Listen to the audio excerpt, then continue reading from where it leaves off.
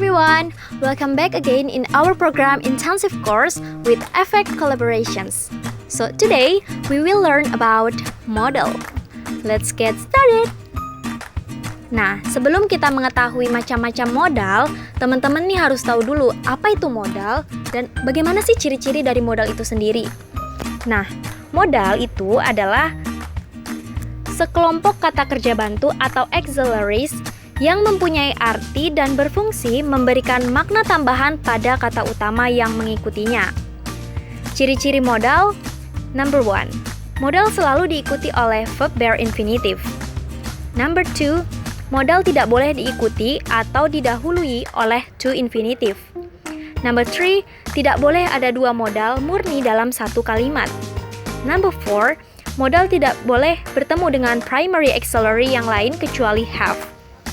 And the last number 5, modal tidak bisa masuk ke dalam tenses perfect kecuali modal shall dan will atau should dan would yang masuk pada tenses future dan past future.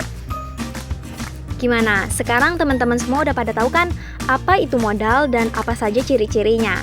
Nah, selanjutnya kita bakal ngapain ya? Selanjutnya, kita akan mengetahui macam-macam modal. Modal yang pertama ada can dan could. Can dan could dapat digunakan untuk menyatakan ability atau kemampuan. Bedanya, could untuk menyatakan ability atau kemampuan di masa lalu atau di masa lampau, seperti itu.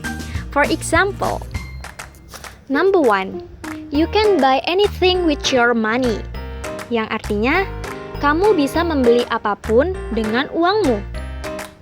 Number 2, you could run faster than me 2 years ago.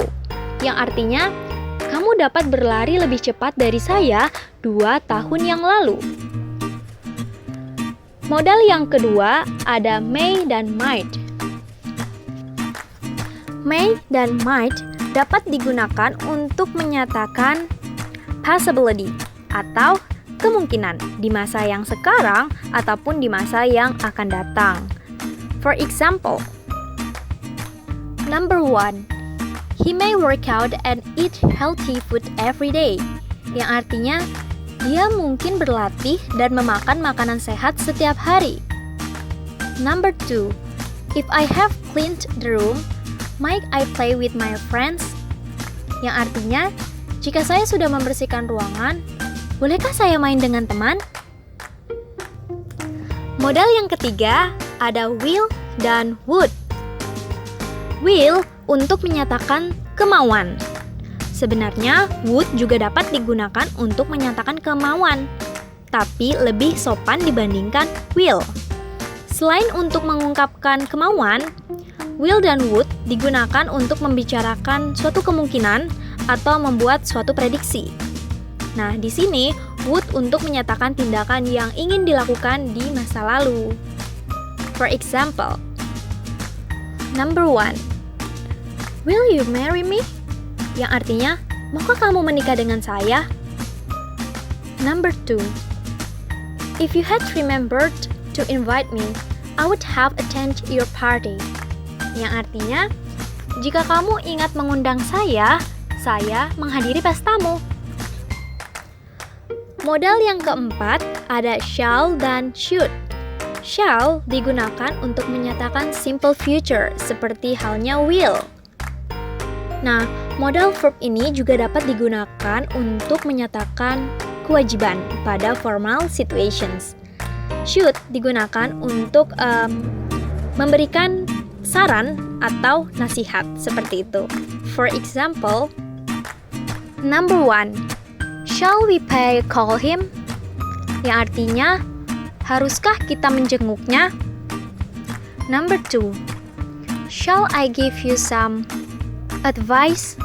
Yang artinya, haruskah saya memberimu nasihat? Number 3, you should see the doctor. Yang artinya, kamu harus ke dokter. Number 4, we should meet more often. Yang artinya, kita harus bertemu lebih sering. Modal yang kelima ada must dan ought to. Must digunakan untuk mengekspresikan kewajiban atau kebutuhan. Must juga dapat dipadukan dengan not untuk menyatakan suatu larangan. Sedangkan ought to digunakan untuk menyatakan apa yang benar atau tepat. For example, number 1, we must go to bed now, yang artinya kita harus tidur sekarang. Number 2, I ought to wear high quality running shoes, yang artinya saya harus menggunakan sepatu lari berkualitas tinggi. Gimana? Sekarang teman-teman udah pada tahu kan macam-macam modal itu apa aja? Dan kegunaan tiap-tiap modal itu apa aja? Well, that's all the lesson for today. So thanks for watching and see you!